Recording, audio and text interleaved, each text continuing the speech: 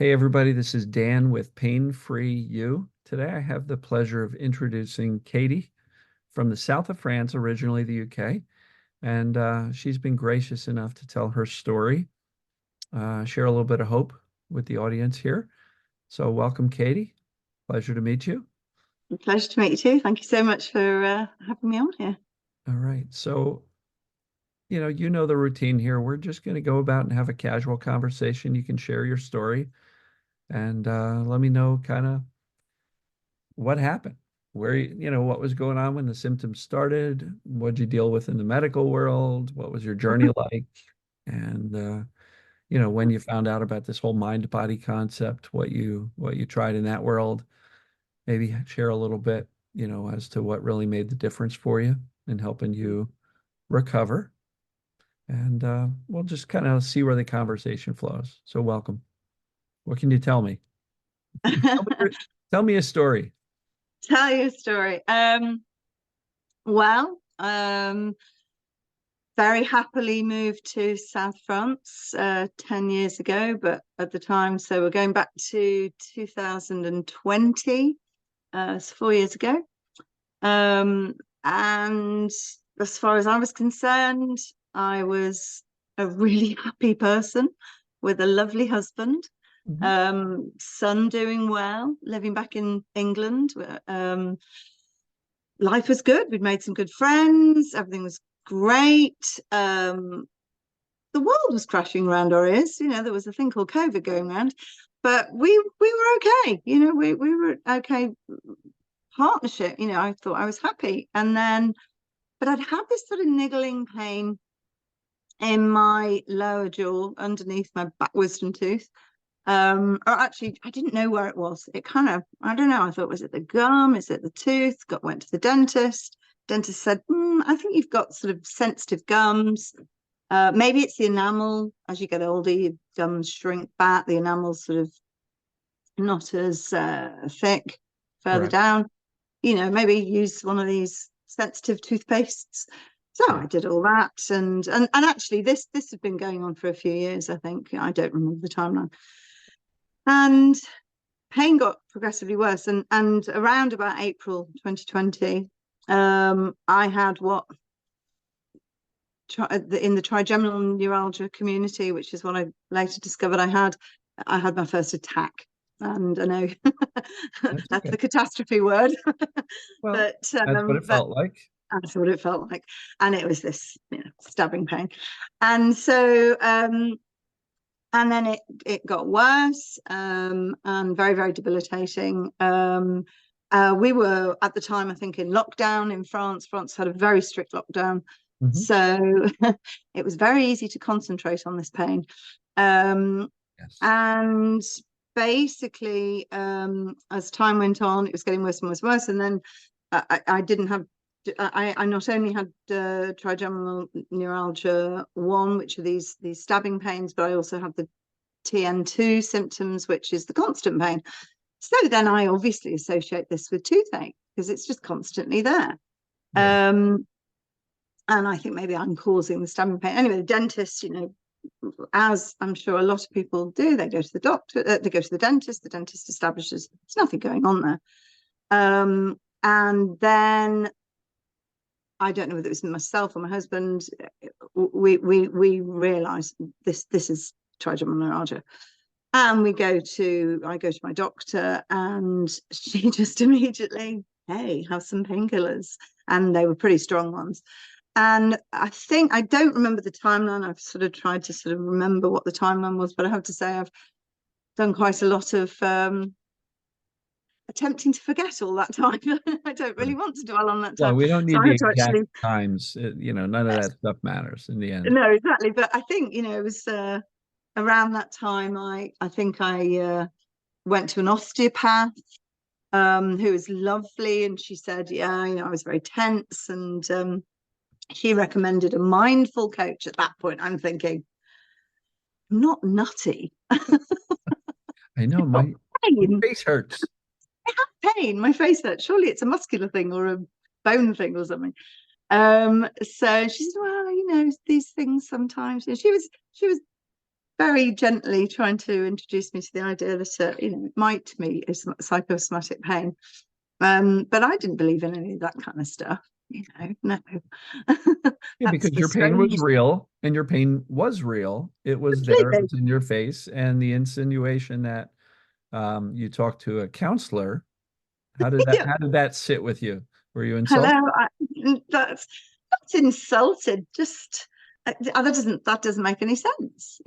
I've been a stress bunny in the past, and I now realize, looking back, I have suffered from anxiety. I just put it down to I overthink things, or just Sure, but I think it's anxiety, but I never had myself down as an anxious person. When people said to me, oh, I suffer from anxiety, I'd be, oh, poor you.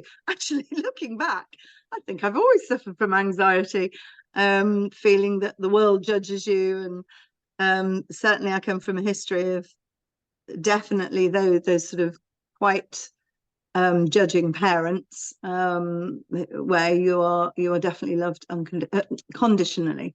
right, So I yeah, that is within me.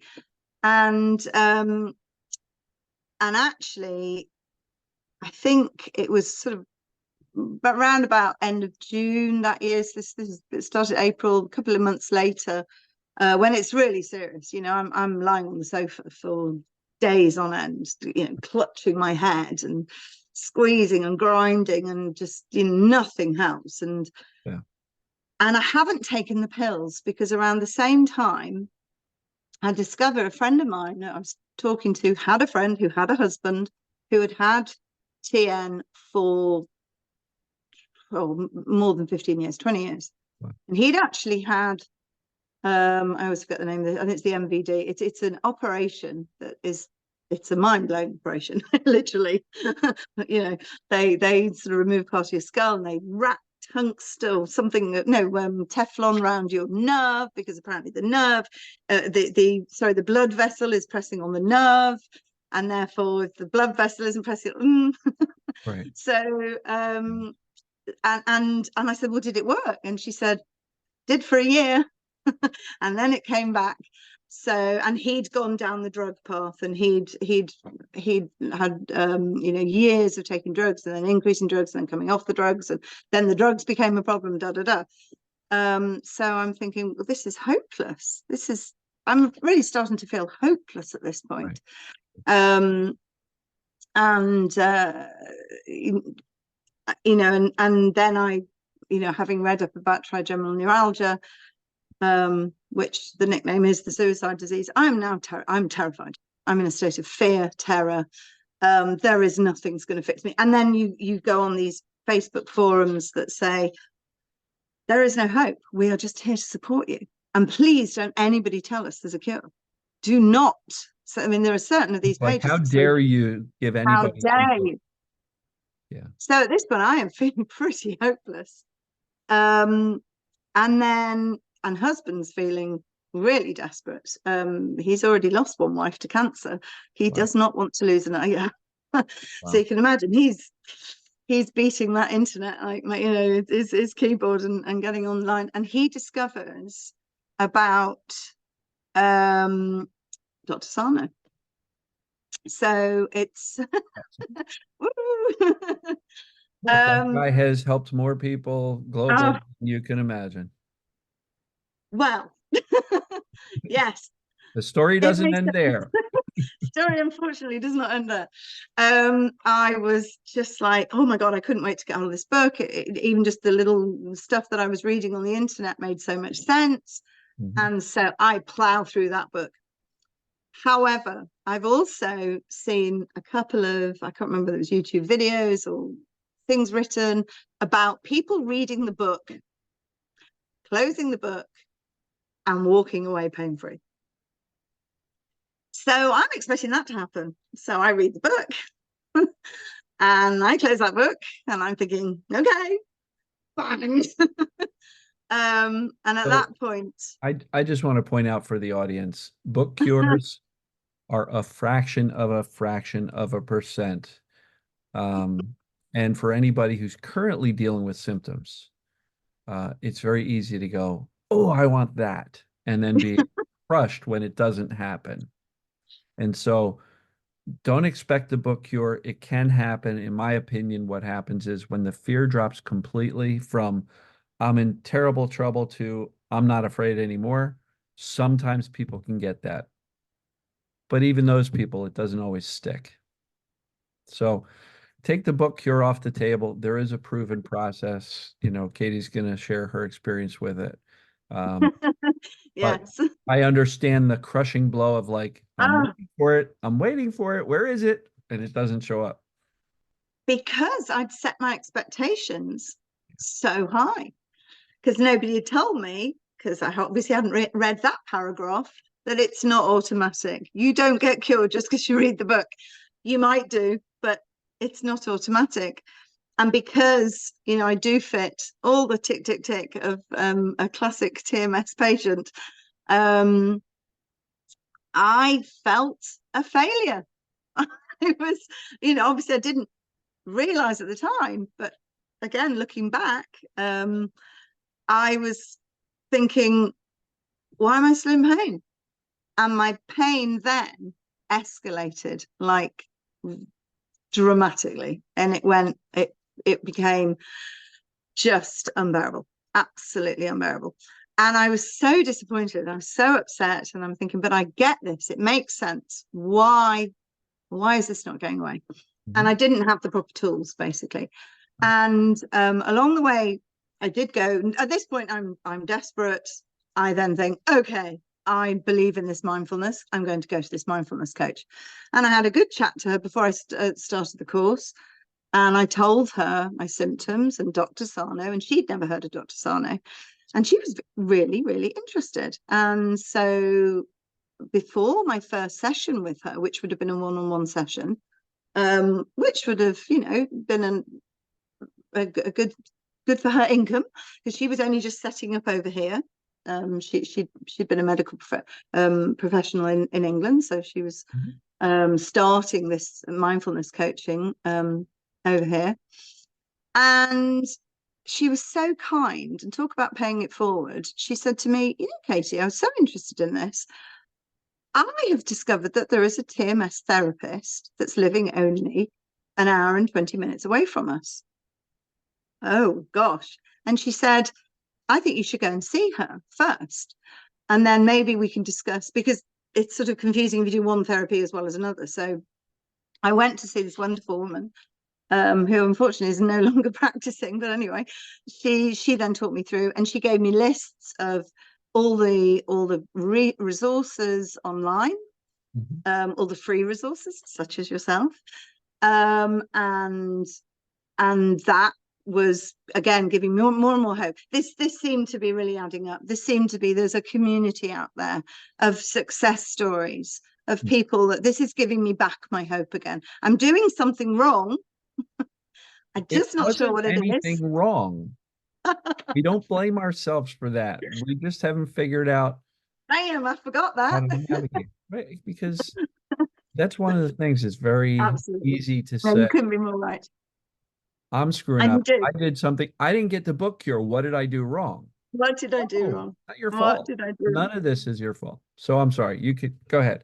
No, but this is such learned behavior. This is yeah. So I have a certain type of guilt like root through me like a stick of rock, and it's hard to break those nasty little habits. And now when I do things like that and I admonish myself, sometimes I do this out loud. My husband obviously, does find it very amusing. I'll say, instead of, oh, you stupid idiot, Katie Jackson, I'll say, oh, Katie, you're so funny. Did you I say that mean, out not loud? to That's awesome. time inside, but sometimes, and sometimes just to give him a bit of a laugh. But no, we anyway. I went to see this lovely Catherine, and it all made sense. But again, it wasn't getting better. So we were having sessions at that point, probably once or twice a week. to begin with, and it was once every few weeks. So yeah, I think we started off with a couple of sessions, then it was every few weeks just to see how I was getting on. I was trying the journaling. For me, the journaling didn't work. I know it works for a lot of people, but for me, it didn't work. And I was just thinking, what do I need? What is it that I'm missing here? And then I saw one of your videos. And one of your videos, you mentioned, hey, guys, I've been suffering from this 13 years. And you mentioned a video that you'd done way back when. Like, I think when you first started, it was probably video number, I don't know, what number, 11 or 8 or something like that, that you talk about how long it took you to get it. Mhm. And it was the 100% belief. And it was all about the 100% belief. And I had believed, I think 99.9%. Literally, just occasionally you would, I don't know what the doubt was, but yeah, I would slightly doubt it.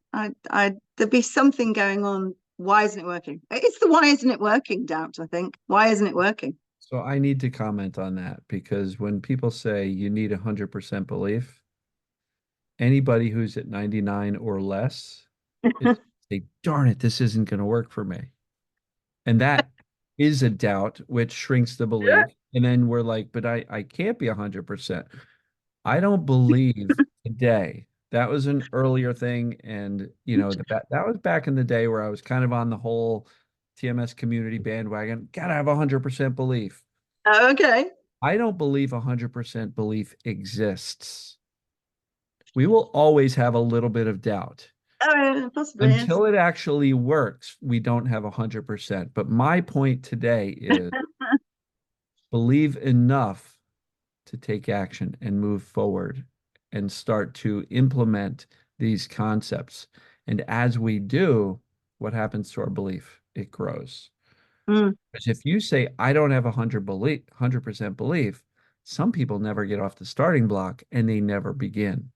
Yes, yes, So yes. I Yeah, just want to, that's a good point. and I'm That's I'm good. not dismissing No, no, I um, think it's your a different way to awakening look at to the need to have that high level belief. I think it's great. I just don't it. want anybody listening to go, but I don't have that, so it's not going to work. Mm. I want to That's keep an the hope interesting way of alive looking at because it. I've seen lots of people who didn't believe 100% have that belief grow and build, and they get more evidence, and then they do get better anyway. And then they go, now I believe for sure. So it's an interesting thing. It doesn't have to be 100% before you even start. That's all I'm trying. Yeah, yeah. Okay, interesting. That's interesting. Well, I mean, it's another way of looking at it for me, and for me, it was, I think, what was putting doubt in my mind was the fact that I wasn't getting results. Right. I'd have, and yet, I'm also a portrait artist, and I hadn't done the correlation between when I was really concentrating on, like, I do super realism, so it's it can be down to two tiny fine hairs, and I'm doing this, and yeah, the pain would go away then. So I think the brain just could not figure out a way of sending the pain. Even the TN2 went away if I was doing that. Or it certainly went down to a sort of reasonable level, as opposed to it was constantly at about a level 3 or 4. I was constantly doing this all day long, just as if I had a rotten tooth. Um, but what happened is I saw one of your videos that mentioned about how long it had taken you to kind of get it. And then I went for a mindfulness session, my first proper mindfulness session, because my therapist said, no, you can do the same. You can do them at the same time. Go have a mindfulness session, see what happens.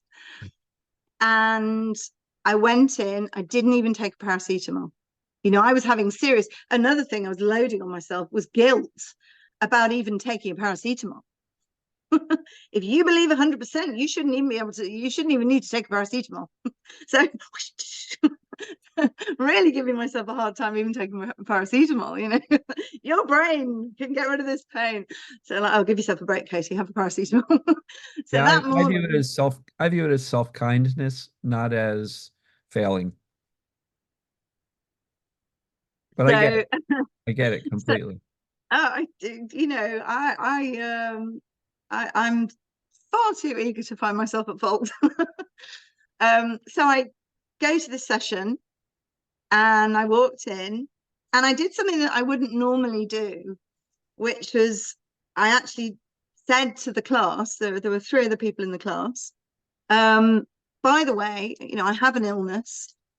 If I get up and leave the room, because I haven't taken any pills, and I would have normally felt guilty saying this. I thought, no, no, no, I need to say it. Don't worry, I'm just leaving the room. Don't worry about me. I'm just leaving the room. And I hadn't taken any pills, and I lay down, and we did this body scan. And this is when I really believed. I just thought, no, I know this is going to help me. And as I think we started off at the big toe, then the little toe, then the toes in between. I'm thinking, are you kidding me? I am a very impatient person. So I'm thinking, are you kidding me? That's awesome. Oh my God. Seriously. Oh, I guess it's going to be the top of the foot. Now, how long do we have to think about the top of the foot? No, You're like, Katie, hurry come up and on. fix me. Oh, geez. Okay, all right, come on, Katie, believe this is no, come on. You're here for a reason. It's all about you. You're looking after yourself. Come on, go with it, go with it. And then I think we must have got to probably about top of the thigh. And oh my goodness, my pain has gone from about a 4 or 5 when I walked in to about a 2. Wow. Nice. And then, of course, as soon as I start thinking that, the pain comes back. Okay, let's get back with this program here. Thigh, thigh. And then I realized, gosh, if I really concentrate on this, it's kind of, I guess, like a bit of a hypnotic sort of thing to do, isn't it? The more I concentrated, the more I really went with the process, the more I really believe this is helping. Gosh, I'm getting some kind of control here. All of a sudden, it went to 0. Now, this is the first time so we're now mid-September, and the pain got so bad at the beginning of September that I'd actually sat down with my husband and, discussed the thoughts that I was having, which were not good thoughts. They were very, very dark thoughts. And literally within, this first session, there's massive hope. This is incredible. And at the end of the session, and I can actually feel myself welling up just even thinking about this. Sure. At the end of the session, I just cried. Like I turned my back away. She'd given us blankets, and I just literally put myself in the blanket and I let myself sob because I remembered what you'd said about if you feel an emotion, you go with that emotion. Allow it. Yeah. Yeah. And as I'm crying, I'm 0 pain, like no pain at all. And I've not had 0 pain April, May, June, July, August, September, 5 months of level 4 or 5 pain most days, 3 to 5 pain all day, every day. And then the worst attack that I had lasted 40 minutes. And it was pretty bad. So it was absolutely incredible. And from that moment onwards, mindfulness for me is almost like a religion. I do it regularly. I have my once a weekly hourly session. I really, really try not to miss it unless I'm on a plane. I'm gonna go in for that Zoom, and I'm gonna have my Zoom session because I really feel I owe it to myself and obviously my family as well to remember how important it is to look after yourself. So I can see the questions flooding in the comments of the videos. What the heck are you talking about, mindfulness? How do I get some of that? So I will say this, if you have any explanation, tips, pointers that people can start to play with, resources, we can certainly cover that if there is a mindfulness program that is available. to global people, because I've got viewers all around the globe, I'm certainly fine sharing resources, even if it's not my stuff. So Yeah. I just, Well, I yeah. can guarantee there's going to be a lot of people going, what are you talking about? What do I do? How do I do that? So are you willing to share some of that stuff? Oh yeah, totally. Absolutely. It's a And tool, you know. any way that you were able to integrate that into the knowledge that says I'm actually not broken, that this is TMS, this is perceived danger. So you somehow managed to use the mindfulness as a tool. Mm. So can you elaborate on that a little bit more? Yeah, I mean, since learning to control my pain, and now, by the way, I am 90, I'll use the 99.9 analogy now. I am 99.9% pain free, Right. because I now know the triggers and I now know what to do if I trigger, or unforeseen circumstances trigger, um, what what will trigger my, as John Sarno calls it, id. I like to think of her as my nasty little 7-year-old brat inside, and she's not a brat actually. She's. I used to hate her, and now I love her. I absolutely love her. Okay. She's she she looks after me, and yeah, That's beautiful. yeah, Yeah, when you can shift it from hating symptoms to realizing that they're here to protect us. Um, totally. She's my little angel. So what she does, is she will go, "Brr," and I'll get a little ping or a little grr there, just to remind. What did you just think about? What did you just what did you just say to yourself? What did you just agree to that you really shouldn't have agreed to, that yeah, you can get out of quickly now if you unagree to it? people um, pleasing. oh yeah. So um, so all that sort of thing, it is from your subconscious mind, Mhm. somewhere back there, I think. And as far as I understand, you can't speak to that directly. I can't say, could you please stop sending the pain, please? Little 7-year-old girl who just needs lots of love and feeling safe and feeling unconditionally loved.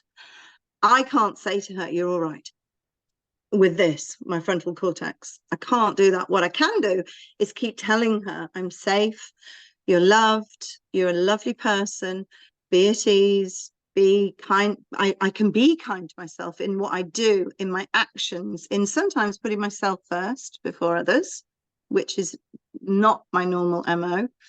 And then what happens is those messages slowly filter down, and Mhm. they filter through to, and which is why the mindfulness is there's various ways of doing it. I have a mindfulness coach who, as I said, I do every single week without fail, who we do various things like body scans and just breathing. Breathing's a massive big part of mindfulness, basically being in the body rather than in the outside world, trying to switch off my over rattling brain.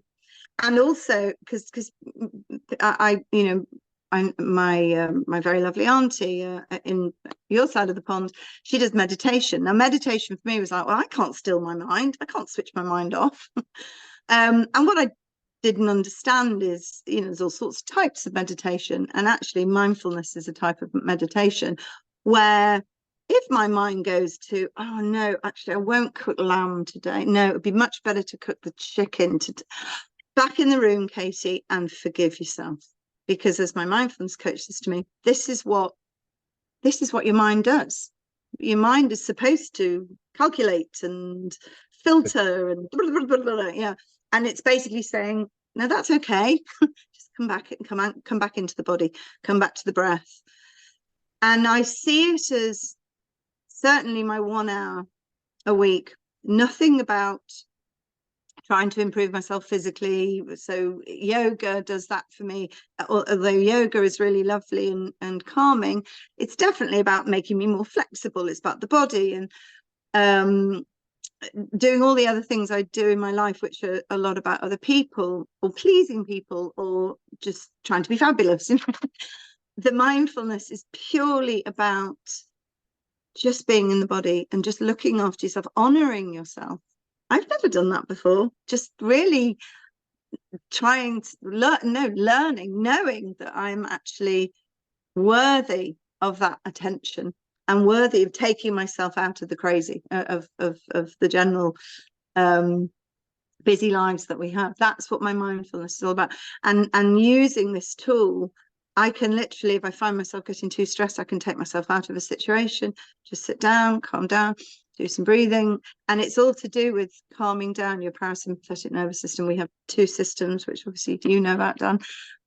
Two types of nervous system, one that gets us running, our fight and flight, and one that calms us down, which is it's the rest and restore, nurturing system. And it's speaking to the fight or flight system to calm it down, bring it back, just to make it feel safe, make it feel there's nothing to worry about, calm down. You don't need to be in pain, because the pain is sent to stop us. And boy, did it stop me. I couldn't do anything. Does that answer your question? Yes, it does. By all means, it's great because it gives pointers to people on things that they can start exploring. But I think a couple of the key points that you made were it's a place where you can come back to self, to care for yourself. I think you used honoring yourself because it's very easy, even prior to symptoms, just general in life, is to be judging and blaming ourselves. Completely. What you've just described is the polar opposite of judging and blaming yourself. It was caring for, loving yourself, and really coming back to the body. And I say that often. I'm saying, look, you can't think your way out of a panic, but you can get into a body and relax your body and allow the breath to slow down. And Yeah. once you do, what tends to come back online is the rational thought. But when you're in a panic, rational thought's out the window. So yeah, we're agreeing on a lot of this stuff. I don't really position it from the standpoint of mindfulness, Mm-hmm. but a lot of what we do in my world is helping people to recognize that they're not broken in the first place, and that consistent, calm reassurance, it's okay, you're going to be fine, was I think what you described earlier as part of your mindfulness practice to kind of use the conscious brain to remind the limbic brain, if you will, the subconscious brain, like we're really okay.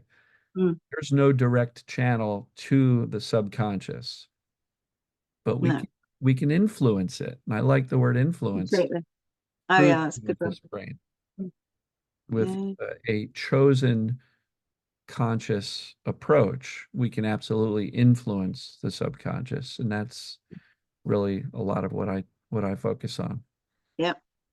Good. Um, maybe we don't cover it here on the call, but if there's any resources which you might recommend somebody check out, we can, or you can cover it on the call if you'd like to.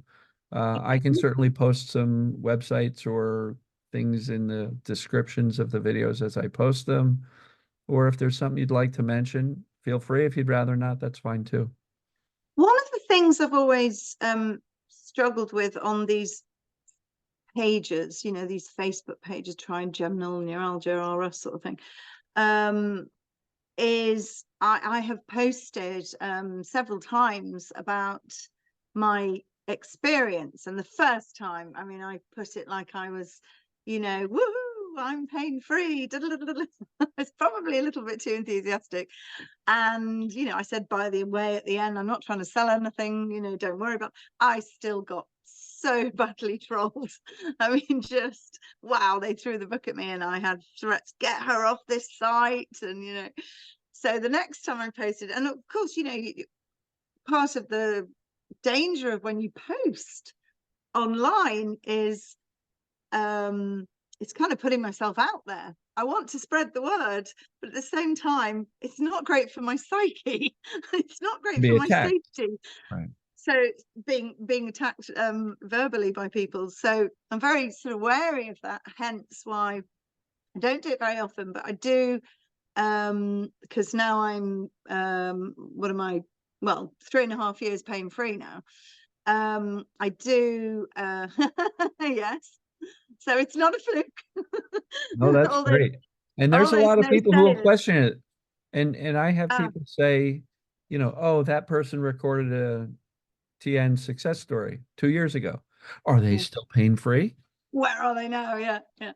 Oh no, this is 3.5 years of not pain free, but being able to. So, I mean, most days I don't have anything completely, but then occasionally I just get a little and it's literally a 0.02 Yeah. pain. It's just a like that, and I'll okay. Oof, as I say, it's my check. It's my nice little girl, and but on these pages, I feel that I want to give back. I want to get people in the direction of the knowledge, and so now I do it probably once every 6 months. Just put myself out there and say, anybody wants to contact me privately, and I do. I get quite a few people, and I then point them in the direction because I'm not a trained therapist. I will mention you. I will mention other resources, um, and there's a lot of free online stuff out there. But so for instance, my therapist, sorry, not my therapist, my mindfulness coach, she charges, I pay her an annual fee. I would not dare put her name on their site because they'd say, you're just in it for the money. You're you're getting I'm a not saying commission you from put it her. on their site, but I'm Yeah. saying if you'd like to make it available to the people who are aware of TMS and the mindset, Okay. we can share it here. But if you'd rather not, that's fine too. Oh no, I mean I would absolutely would love to share Josephine's site, and I'm gutted that Catherine's still not in practice. My mindfulness, my TMS therapist, but she's gone back to England now, and she's doing a completely different thing. Still in the medical profession, but not to do with TMS. It's something completely different. So it's a shame. But yeah, I mean, mainly the mindfulness coach, but there's a lot of free online stuff as well. Obviously, Josephine would be perfect for people who are Europe side. And in fact, she has quite a lot of people online that are 1 or 2 hours different time difference, and then she does a lot of resources. So for me, it's like my religion, really. It's but occasionally I still watch you're like my guilty pleasure, Dan. I'm going to go and watch a Dan video today. What I want to point out for anybody who hears Katie say, I'll get a little bit here, Mm, it's going to be somebody going, "Ooh, see, she's not cured."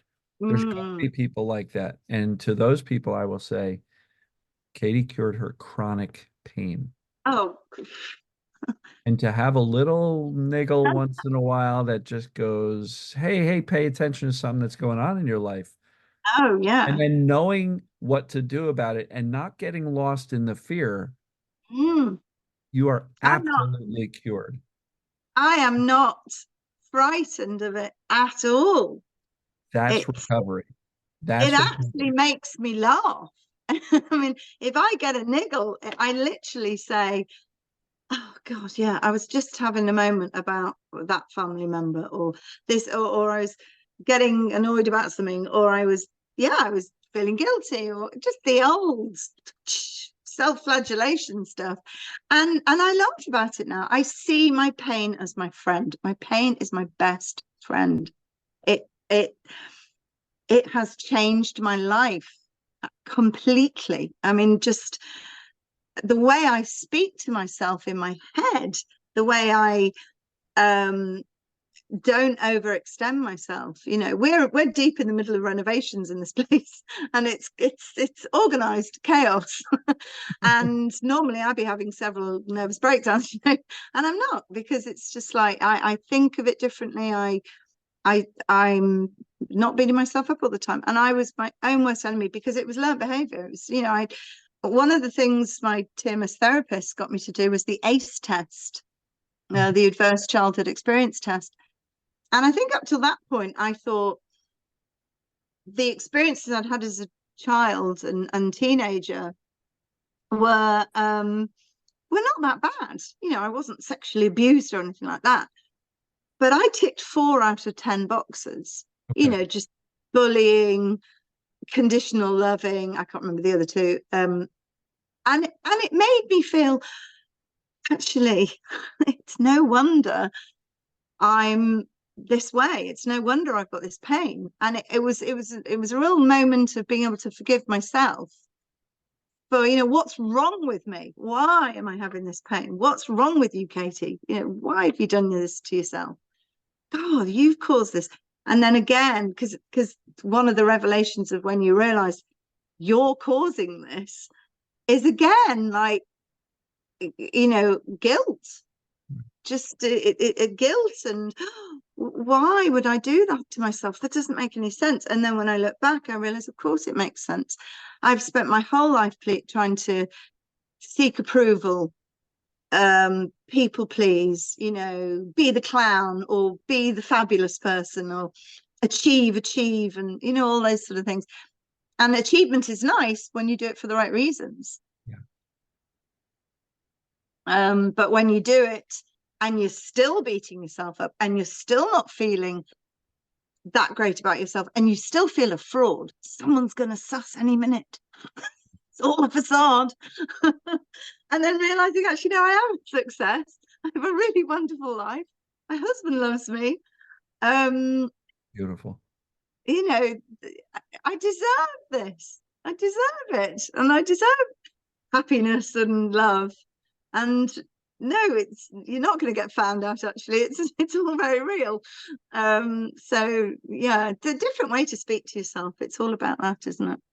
And those things, like you said, the pain was really sort of a gift because you would not have had those realizations about yourself, how you treated yourself, your childhood, how you show up in the world.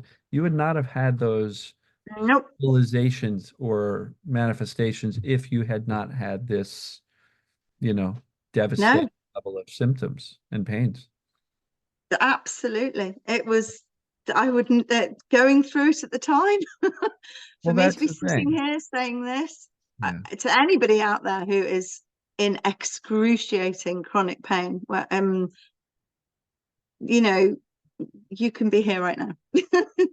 And within a very short space of time, you know, if you've got the support and the tools that I eventually found, it was relatively quick. I mean, I had my first. I remember, I think I diarized it, that the day after I went for my first proper mindfulness session, I had my first pill-free day. And then I marked it, you know, 3 days without pills. And then that was the daytime. I was still popping a pill just before nighttime.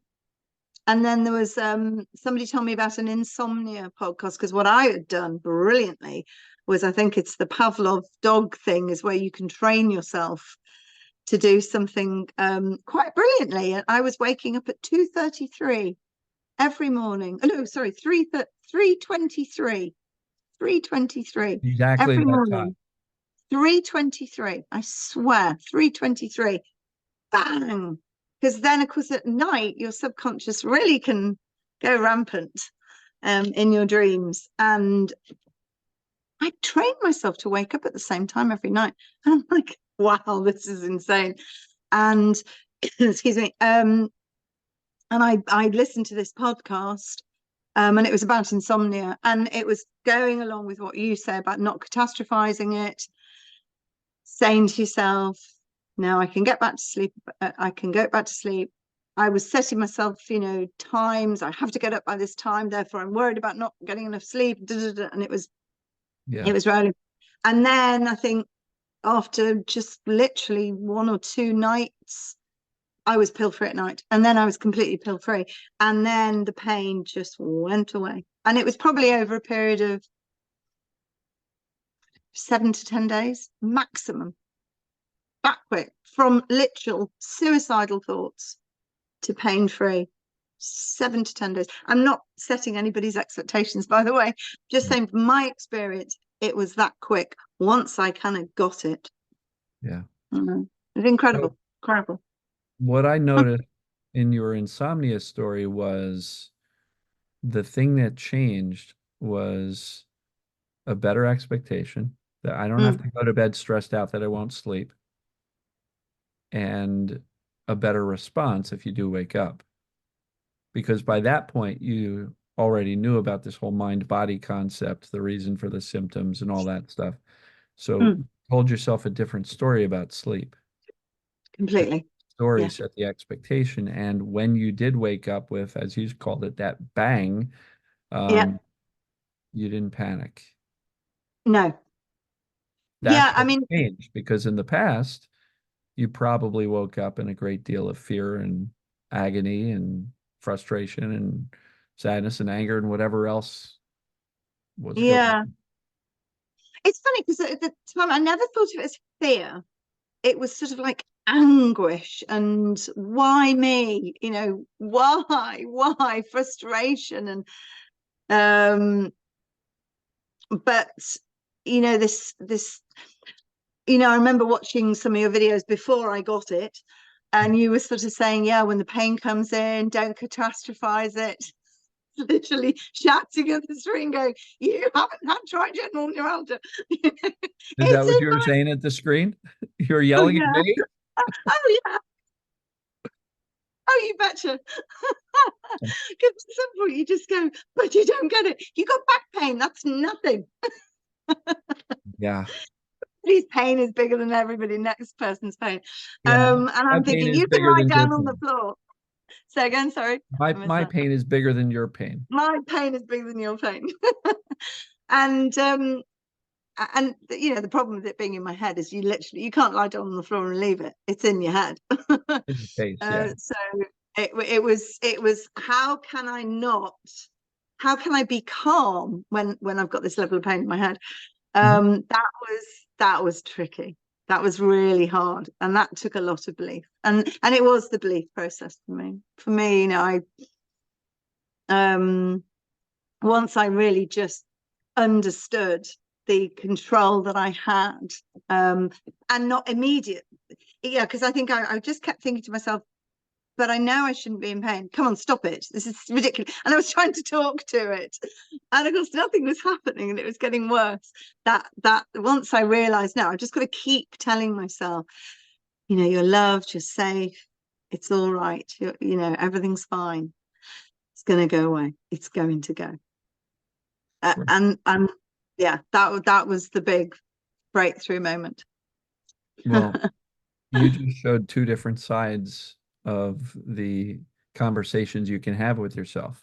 The first one was like, I'm not supposed to be in pain. Go away, which is a fight. And there's nothing about that that creates safety. Absolutely. On the other hand, the you're loved, it's okay, you're going to be fine, it's going to go away was all about safety and love. Whereas there's no reason to be in pain. Go away, stop it, cut it out. And I did a video with a kind of a funny title, which is as long as you're in the fight, you're going to keep getting punched in the face. Completely. Oh my gosh, it just makes so much sense, doesn't it? Fighting isn't Absolutely the makes so much answer. sense. And I'll tell you one thing that just occurred to me. The timeline. One thing my therapist asked me to do was look back at your timeline. Um, and the immediate timeline was very interesting. Remind me, I'll hold that thought. But the really long timeline, when I go back over my life, I had excruciating pain when I was 30, and I was working in a company where I was getting bullied every day, like openly bullied in front of people. I had a hot Wow. cup of coffee thrown at me, and I kept going because I was a single mum at the time and I had school fees to pay, and I couldn't lose this job. I was so stressed, and I was doubled over in agony. And ended up going to hospital, and it turned out I had this tiny little fibroid. They actually laughed at me because they said, "You're literally like the princess and the pea." I don't know whether you know this, Yeah. uh, Sorry. but yeah, okay. So they said it's the size of a pea. It shouldn't give. But clearly, my subconscious mind had found something wrong with me. Just a tiny little thing sent me excruciating pain. When I left this job, pain went away. Wow. Now that's when I'm 30. Of course, I didn't ever relate this till much, much later. Looking back, when my TMS therapist said, "Look at your timeline. When was the first time you had the attack?" Because I'd had these the constant toothache kind of pain for several years. And I think what had happened was that, we'd gone through money worries and moving to a foreign country and all that in Brexit. Have you heard of Brexit Yeah. over in yeah. We're not going to go into politics, but I've heard of it. But all that impacted us as expats moving to a foreign country. So we didn't know so it was the great unknown, Mhm. the fear of the unknown. What's going to happen? They're going to kick us out. We've established ourselves here. So all that was building up. So that would be the TM1. But my first TN2, what they call the attack, my stabbing pain, was exactly a year to the day after my father died. Wow. To the day. I remember noting in the morning, oh, it's been a year since Dad died. And being unsure, I had a very difficult relationship with both my parents. Oh, and my sister, all three of them. Um, and which is resolved now, actually, which is lovely. My parents have both died now, but my sister and I get on really well now. Beautiful. Yeah, it's lovely. It's lovely, and we really didn't for the longest time. And we went through, got through my father's death, and even after that, we really get on well now. So another success story out of all this, because I was able to put it all in perspective, and able to think of it differently and come from it from her point of view a little bit more. Anyway, but that was very interesting. That afternoon, I had my first stab. Wow. That right, amazing. Anyway, It is, yeah, we can find those things. And some people will jump and go, well, how can I stop that? You can't, but you mm, need to know how to respond to it if it mm, happens. yeah, And so, mm, yeah, one of the things that I offer on my website is an assessment. I don't know how many pages it is, 10, 12 pages. You can print it out.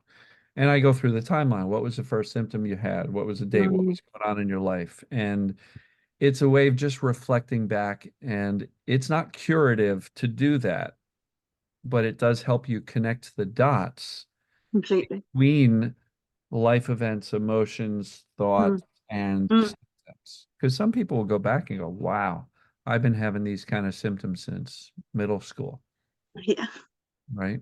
And yeah, so, yeah. very cool. Um, is there anything else you'd like to share with anybody watching? I know you've a number of times shared your hope and optimism and Mm, fact that life can be fantastic, even if you've had something like TN show up in your life. We can mm, get through it. There is a way out.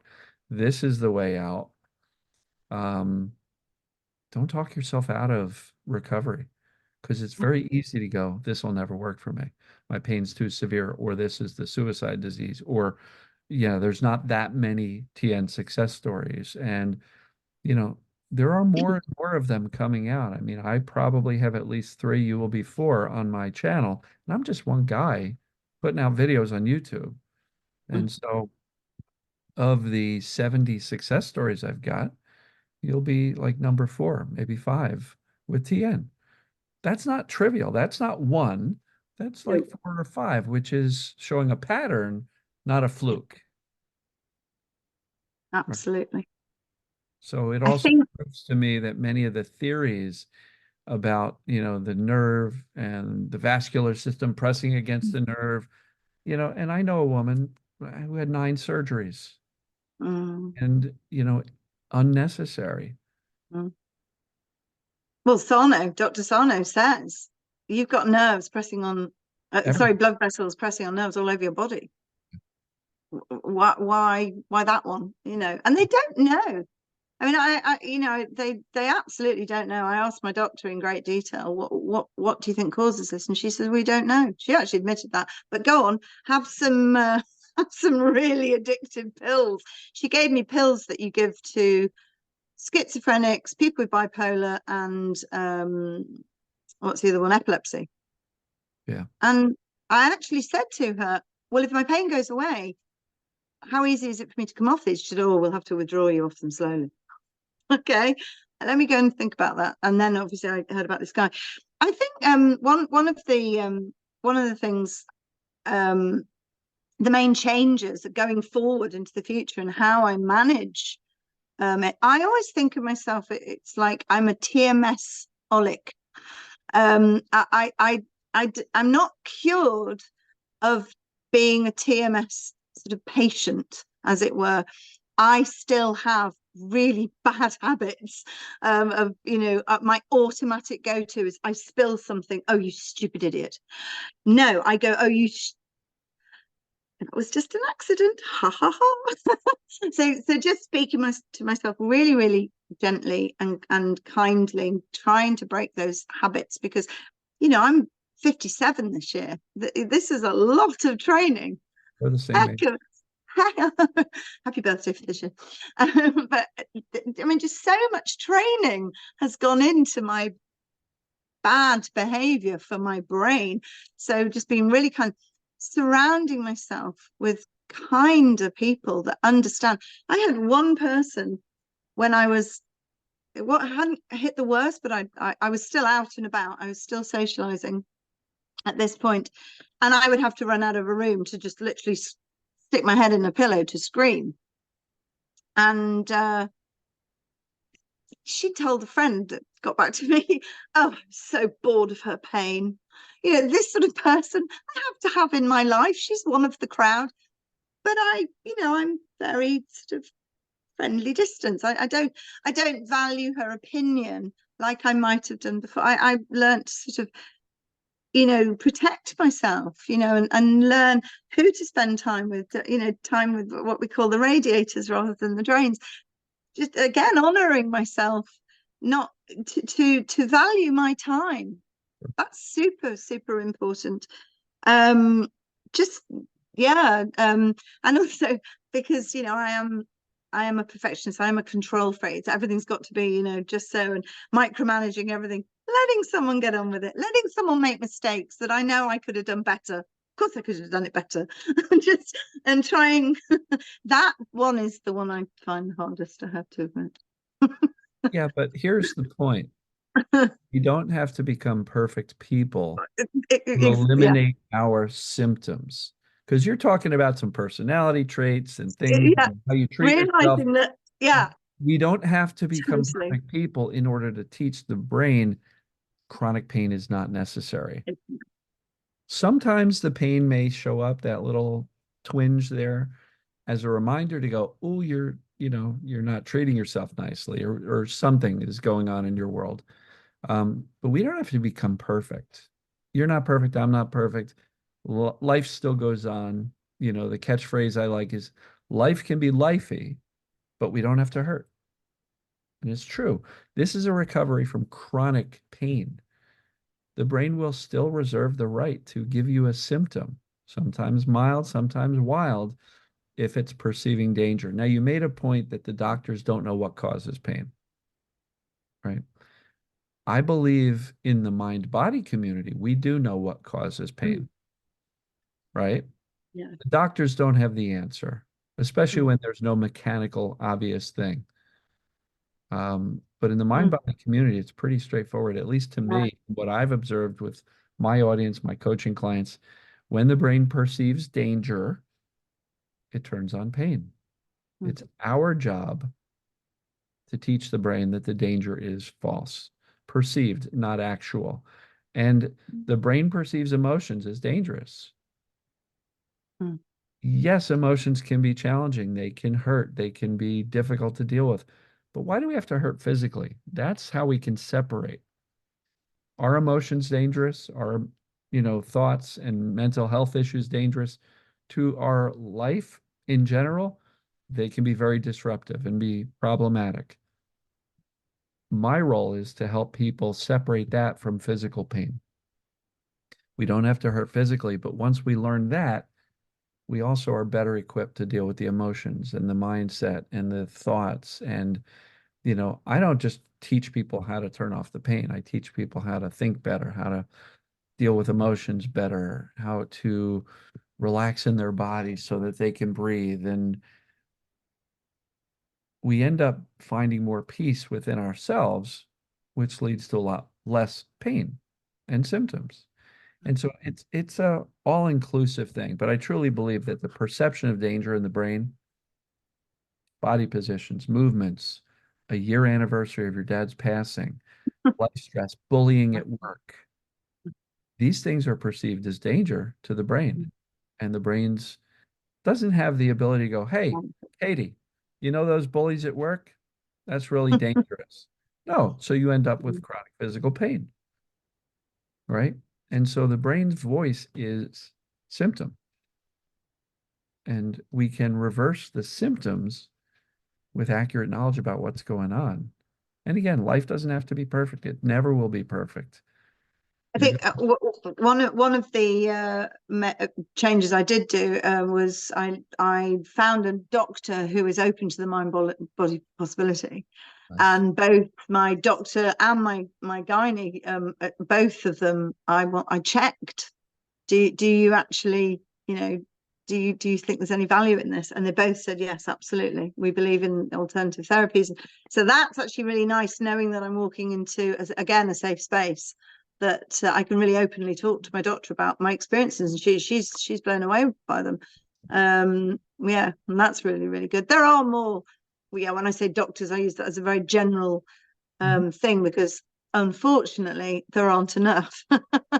I hope that one day all doctors will take a history of people and and know their patient.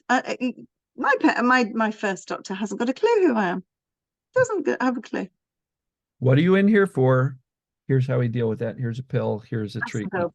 Absolutely. And what a Out of my shame. office. And they spend And five, ten lots of minutes that, with us. yeah, lots of that is not to do with the doctor. It's just the amount, sheer volume that they have to deal with. It's just System, it's how it's the set up. it's the system. Absolutely. It's a shame.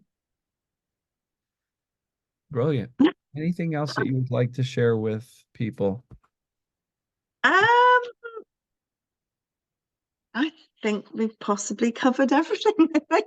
Beautiful. You did a wonderful job. Sorry, just by the way, in case anybody's wondering, I didn't say I did have an MRI, which Okay. proved I had nothing wrong.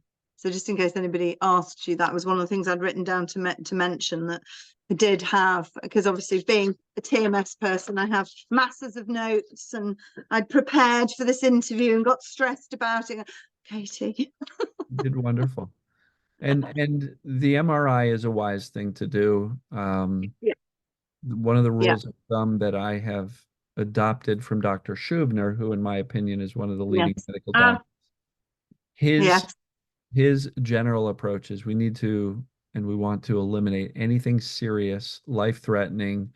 So, you have facial, head pain, whatever it may be, get an MRI, make sure that Yeah. there's nothing sinister going on. But once you know that it's not, then we can rule in this mind-body concept as the cause. And once we've done that, then we can really, with confidence, move forward in the calm reassurance, the teaching the brain that we're actually safe, the mindfulness. I don't use that word a lot because I'm not a trained mindfulness coach. Yeah. Yeah. Essentially, many of the things that I do help people become more mindful. Be aware of your thoughts, be aware of your emotions, allow the emotions. Don't take your, negative thoughts so seriously. A lot of that's very mindful, isn't it? Well, do you know what, Dan? I think the reason why I was turned off it in the first place was because I thought of it as a very woo-woo thing. Oh, it's for all those, people that go and dance around fires, and that's not for me. Right. pray to the rain gods and all that. Yeah, That's not me. I'm an intelligent person. I don't do what is this mindfulness? So I think the term mindfulness has become so bandied about. It's such a common thing. Nobody really knows what it is unless you get why it is. And so yeah, as you say, it can be called a number of things. Just learning to get your this part of your brain to send messages to this part of your brain, however you do it, because sure. there's some yoga teachers that do a little bit of it at the end. Sure. But yeah, I mean, you mentioned Dr. Schubiner. Again, I mean, he's somebody that was one of the tools that if people ask me about it, I say, he's unlearn your pain, Unlimited. unlearn your anxiety, unlearn your depression. It's all linked. It's incredible, and so that's why I recognize. Yeah, it's not just the pain. I've suffered from anxiety. So even though my pain has gone, I'm still an anxious person. So it helps me with that as well. So again, that's changed my life to put my anxiety into perspective. Learn to breathe when I'm starting to spiral and get far too when I overreact, basically, which I'm prone to doing. When I overreact and I feel things are getting out of control and I'm getting anxious, and just to drop the shoulders and breathe and press and a few more of those tools. It's Yeah. really, really useful. In my opinion, anxiety is just another symptom from a Mm, brain perceiving totally, danger, period. totally.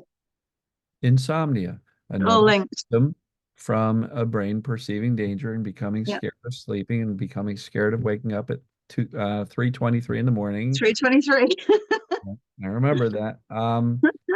It's all connected to the brain's perception of danger or safety. The safer the brain feels, guess what? The whole system operates better.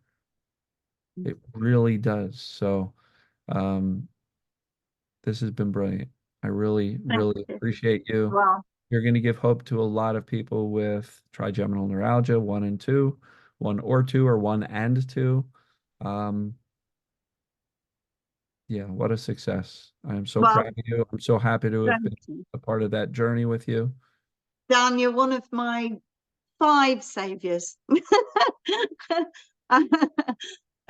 So yeah, Very humble. you, my therapist, my mindfulness, my husband, and Dr. Sano, and you. Beautiful. Well, Between the 5 of you, I am a very well person. Thank you. thrilled to be Thank on you that so much. list. So thank you so much again, Katie. This will probably post in a few days. If you'd like to participate in the comments, you're welcome to it. Jump onto Sure. YouTube, Facebook, and if you see something there that you'd like to contribute, if you'd rather lay low, that's fine too. 100% up to you. But you will find it, at least in my community and on my posts, the comments are all supportive and loving and kind, and thank you so much. We don't get the venom and the fangs and the hate Oh, that some non-mind body TMS communities get. And I won't be mm, sharing this publicly into those communities just because I recognize those folks aren't open to it. yeah, yeah. But the good news is that some of them on it, they do message privately. Oh, I was too scared to comment on the thing, but can you give me any tips? And I give But them the list those of people will find resources. us because guess what? Anybody struggling who's in that world, guarantee at some point they're going to search Mm, trigeminal neuralgia success mm, story. And you know mm, what's going to come up? Interviews like yours and the other mm, ones I've posted. mm. And there's more and more of them. And people will go, well, shoot, I was told it's not curable. What about this? What about that? Holy Yeah, cow. And people find their hope. yeah. So we don't have to jam it down their throats and jump into their community and force it. But people are finding out. So you're Mm. doing your part, you're paying it forward. Wonderful. And I guess we'll wrap it up there. Katie, I really appreciate you. Thank you so much. So proud of So you. good to So meet you. happy for you. And thank you Well, again. I'm happy for you too, because you went through many more years than me. I only had it, well, I had it for a few years, but the really bad pain only for about 6 months. But you had it for a lot longer. So I'm super happy that we yeah, both got it. Awesome. So as I always say, this stuff works, folks. Katie, thank you so much. And Thank you very much. If you ever need anything, you know where to find me. All right. Take Cheers, care. Dan.